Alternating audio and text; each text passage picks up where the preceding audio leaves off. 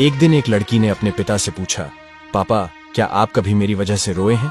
उसके ऐसा पूछने का कारण यह था कि उसने कभी भी अपने पिता को रोते हुए नहीं देखा था। इस सवाल के जवाब में पिता ने कहा, हाँ, एक बार ऐसा कुछ हुआ था जब तुम्हारी वजह से मैं रोया था। यह सुनकर लड़की उस बात को जानने के लिए उत्सुक हो गई कि आखिर वह क्या बात थी जिसने उसके पिता को रुला दिया था। इस उत्सुकता को शांत करने के लिए पिता वह किस्सा सुनाने लगा। बात उस समय की है जब तुम 8 माह की थी। एक दिन मैंने तुम्हारे सामने 3 चीजें रखी, एक पेन, एक सिक्का और एक खिलौना।